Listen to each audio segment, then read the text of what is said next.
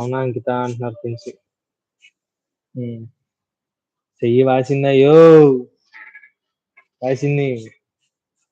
ఇప్పుడు బీపీ చూసుకో.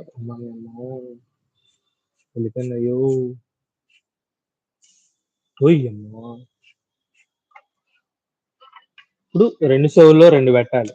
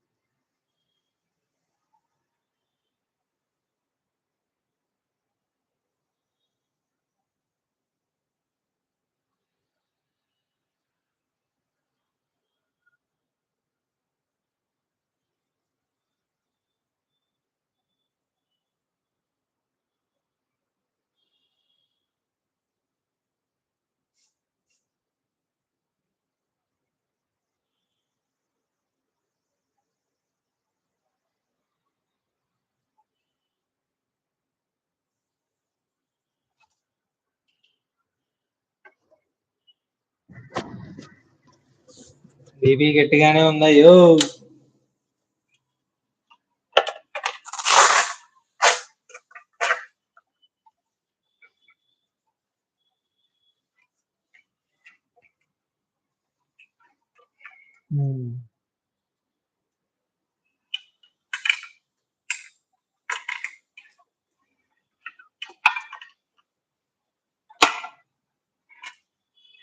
గట్టిగానే ఉంది సార్.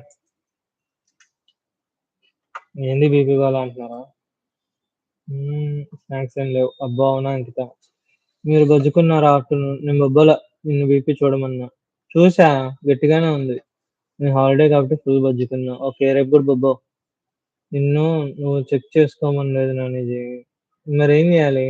ఎవడన్నాడు ఇక్కడ ఏకాక పక్షిని కదా, చేసుకోవాలిగా. అబ్బో ఇప్పుడు లేచా అంకిత. నువ్వు బీపీ చూసుకుంటున్నావు అన్న, చూసుకోవాలిగా మరి. పోనీ నాకు చూడు. దా విజయవాడ వచ్చే చూచిత్తా. ఎందుకులే ఓపిక పట్టు. నేనే నెక్స్ట్ వీక్ మేబీ వస్తాను హైదరాబాద్, అప్పుడు చూస్తానులే.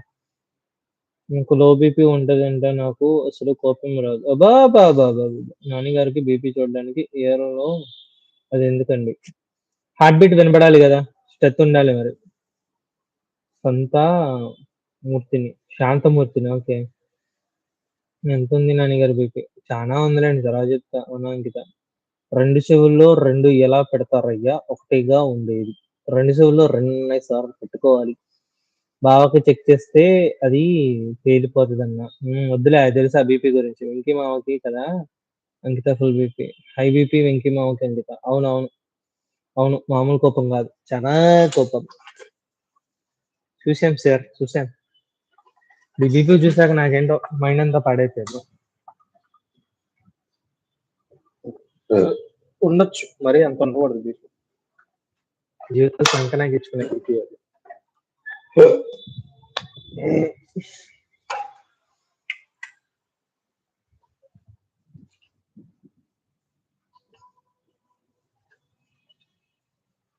ఎందుకు వస్తుందో తెలియదు బీపీ. సర్ర సర్ర సర్ర సర్రని వస్తుంది. అంత రాకూడదురా అంటే దానట్లా.